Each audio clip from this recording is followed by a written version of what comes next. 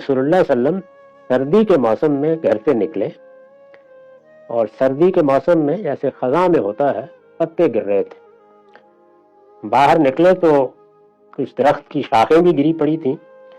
2 शाखें आपने उठा ली, खजा की वजह से उन शाखों के पत्ते झड़ के नीचे गिर पड़े। जैसे ही शाखें उठाई तो पत्ते गिर पड़े। रसूलुल्लाह ने फरमाया, अबू ज़र, बंदा मोमिन जब नमाज का एहतमाम करता है और उस नमाज में उसके पेश नज़र सिर्फ अल्लाह की खुशनुदी होती है, यानी वो अपने परवरदिगार की बारगाह में हाजिर होता है, ज़ाहिर है अपनी मसरूफियात छोड़कर अपनी मशगूलियतों से हाथ उठा के वो अपने परवरदिगार की हाजिरी के लिए आ जाता है, तो जो उसने गुनाह किए होते हैं वो इसी तरह झड़ जाते हैं। यानी गोया आपने एक मिसाल से वाज़ेह किया इसको कि जैसे मेरे हाथ में ये 2 टहनियाँ पकड़ी हुई हैं, इनसे पत्ते झड़ गए हैं, ऐसे ही झड़ जाते हैं। जो अल्लाह ताला के मामले में गलतियाँ होती हैं हमसे, कोई नमाज रह गई, रोज़े में कोताही हो गई, किसी मौके पर कोई गलत बात जुबान से निकल गई, लगवियात में बाज़ औक़ात आदमी पड़ जाता है। इसी तरह से जिनसी मामलात में बाज़ इन्हिराफ़ात जो खुदा और बंदे के दरमियान में होते हैं हो जाते हैं।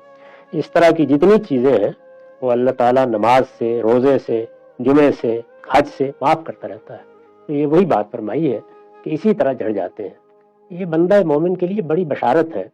इसमें शुबा नहीं कि आदमी को गुनाहों से बचना चाहिए, लेकिन अगर कोई कोताही हो जाती है, और यही सही बात है, यानी बचना है, अपनी तरफ से पूरी कोशिश करनी है, फिर कोई कोताही हो गई, यही गुनाह होते हैं जो सरकशी के गुनाह नहीं है। तो सरकशी तो खुदा के मामले में अगर इख्तियार कर ली जाए तो फिर वो बाज़ हालात में नाकाबिले माफ़ी हो जाती है। ये वो गुनाह है जो बंदा मोमिन से हो जाते हैं और फिर उसके साथ नदामत भी होती है, तौबा भी होती है, रुजू भी होता है, आंखों से आंसू बह निकलते हैं, बंदा मोमिन को पछतावा भी होता है, वो अपनी इस्लाह के लिए भी तैयार होता है।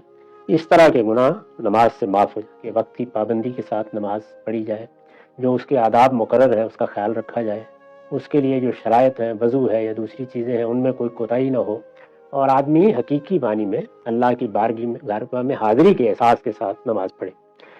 तो फरमाया कि जिसने इस तरीके से नमाज की हिफाजत की, क़यामत के दिन वो उसके लिए रोशनी बनेगी, वो जन्नत की तरफ जाने के लिए रहनुमा बनेगी, वो उसके लिए नजात की बशारत बनेगी कि वो उठे तो तारीकियों में ना उठे, उसकी रहनुमाई जन्नत की तरफ, खुदा के फिरदौस की तरफ हो रही हो और उसे अज़ाब से नजात हासिल हो जाए।